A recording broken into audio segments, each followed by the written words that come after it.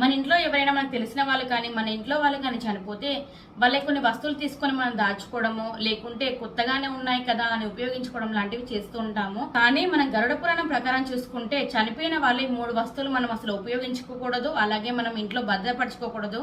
అవి ఏంటి అనేది ఈ వీడియోలో తెలుసుకుందాం.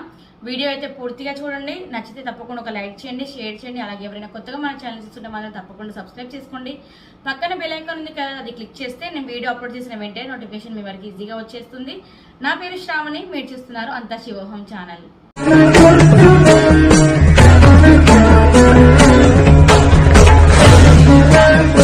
కొంతమంది ఇంట్లో ఎవరైనా మనుషులు చనిపోతే చాలా బాధపడుతూ ఉంటారు, వాళ్ళనే గుర్తు చేసుకుంటూ ఉంటారు. ఇక వాళ్ళ జ్ఞాపకాల నుంచి బయటకు అసలు రాలేకపోతారు. కానీ భగవద్గీతలో ఆల్రెడీ ముందు నుంచిలే చెప్పుంది, పుట్టిన వాడికి మరణించక తప్పదు, మరణించిన వానికి జననం తప్పదు అని. కాబట్టి అనివార్యమాకు ఈ మాటని మనము ఎంత బాధపడ్డా కూడా అది తిరిగి తీసుకురాలేమన్నమాట. మనం భూమి మీద బ్రతుకున్నంత వరకు మనం ఏది సంపాదించినా కూడా అది మన వెంట మనం తీసుకెళ్లలేము. మన వెంట ఏదైనా వస్తుంది అంటే అది మనం పాపం చేస్తే పాపం వస్తుంది, పుణ్యం చేస్తే పుణ్యం వస్తుంది తప్పితే అంతకుమించి నువ్వు సంపాదించిన సంపద రాదు. నీకోసం ప్రాణం ఇస్తాన నీ భార్య, భర్త, లేకుంటే పిల్లలు ఎవరు కూడా నీ వెంట రారన్నమాట. మనం బ్రతుకున్నంత వరకు ఏ పనులు చేస్తాం వాటి వల్ల పుణ్యమా పాపమా అని తేల్చి అవి మాత్రమే మన వెంట వస్తాయి. మీకు ఈ విషయం తెలుసా, చాలా మంది పక్షవాతంతో మంచాల మీద పడి బాధపడుతూ ఉంటారు. ఆఖరి క్షణంలో ఇంకెప్పుడు నేను చనిపోతానా అన్నంత బాధ వాళ్ళు అనుభవిస్తూ ఉంటారు.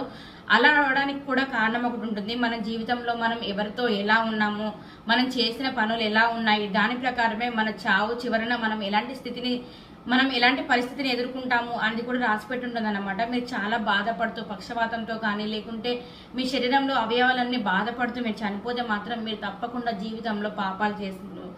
తప్పకుండా మీరు జీవితంలో ఏదో ఒక పాపం చేశారు కాబట్టి మీకు ఇప్పుడు ఆ స్థితి వచ్చింది.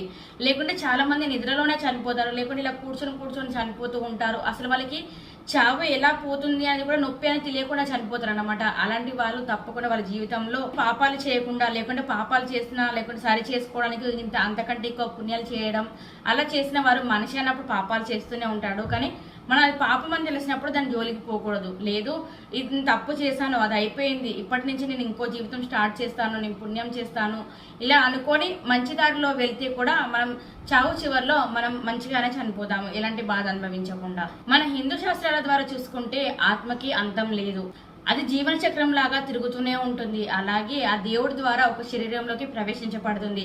ఆ శరీరంలోకి వచ్చినాక భౌతిక సుఖాలకు అలవాటు పడిపోతుంది. అది మళ్ళీ శరీరం నుంచి విడిచిపెట్టిన తర్వాత కూడా ఆ ఆత్మ భౌతిక సుఖాల కోసమే ఆలోచిస్తూ ఉంటుంది, వాటి వెనుకే పరుగులు తీస్తూ ఉంటుంది. ఎప్పటి వరకు అయితే ఆత్మ భౌతిక సుఖాలను పొందాలనుకుంటుందో అప్పటి వరకు వివిధ రకాల యోనుల నుంచి వాటి జననం జరుగుతూనే ఉంటుంది. ఎప్పుడైతే ఈ మనిషి జన్మెత్తిన తర్వాత ఇది భౌతిక సుఖాల కోసం కాదు, ఆ దేవుని కోసం మనం ఈ జన్మెత్తాము, ఆ దేవుని స్మరణ చేస్తూ ఉంటాము అని ఆ భగవంతుడు నామస్మరణ నిరంతరం చేస్తూ ఆయన దగ్యం చేసుకుంటే ఈ శరీరం అనేది మళ్ళీ ఇంకో యోనిలో జన్మించదు. మీరు నిత్యం పాపాలు చేస్తూ నాకు ఇది కావాలి అది కావాలి, ఇంకా సంపాదన సరిపోలేదు, ఏదో ఒకటి ఈర్ష ద్వేషం లాంటి భావనలు ఏవైతే ఉంటాయో అవి దూరం చేసుకున్నంత వరకు మీకు ఈ జన్మం అనేది ఎత్తుతూనే ఉంటారు. చాలా మంది యాక్సిడెంట్ ద్వారా అనుకోకుండా చనిపోతారు. కొందరు కావాలనే ఈ కష్టాలు నా వల్ల కావట్లేదు అని చెప్పి బలాన్మరణం చేసుకుంటారు. అలాంటి వాళ్ళు ఖచ్చితంగా ప్రేతాత్మై భూలోకం మీద తిరుగుతూ ఉంటారు. వాళ్ళకి మోక్షం ఎలా లభిస్తుంది అనేది కూడా తెలియదు. వాళ్ళ జీవితకాలం ఎప్పటి వరకు ఉంటుందో అప్పటి వరకు ఆ ఆత్మ అనేది ఈ భూలోకంలోనే తిరుగుతూ ఉంటుంది.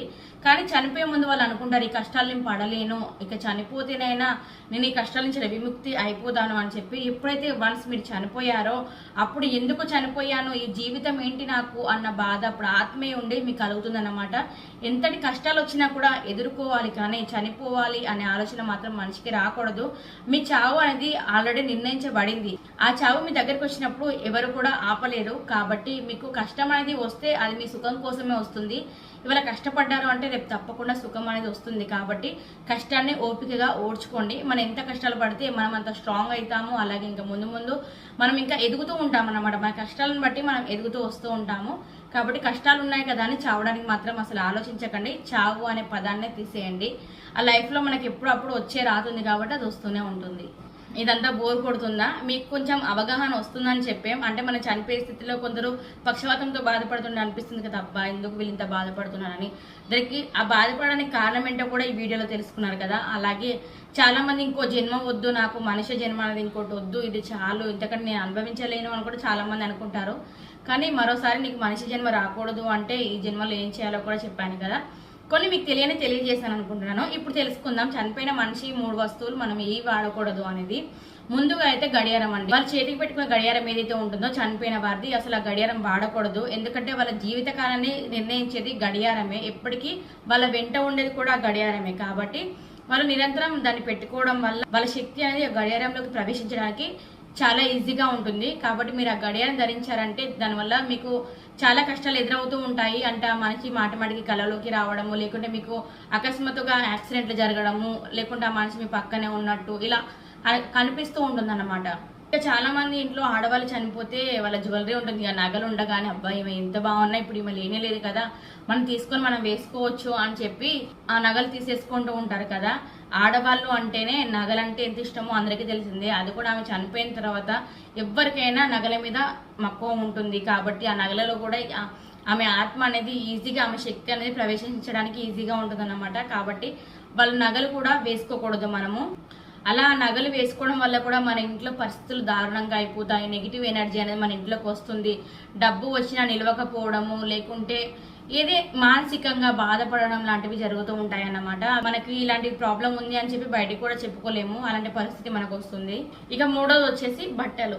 చాలా మంది బట్టలు కూడా వాళ్ళ కొత్త మగవారు చనిపోయినా ఆడవారు చనిపోయినా కూడా వాళ్ళ కొత్త చీరలు అనేవి కొన్ని ఉంటాయి, కొత్త డ్రెస్సులు అనేవి కొన్ని ఉంటాయి కదా. కొత్తగానే ఉన్నాయి కదా మనం యూజ్ చేసుకోవచ్చులే అనుకొని చాలా మంది అలా తీసేసుకుంటారన్నమాట.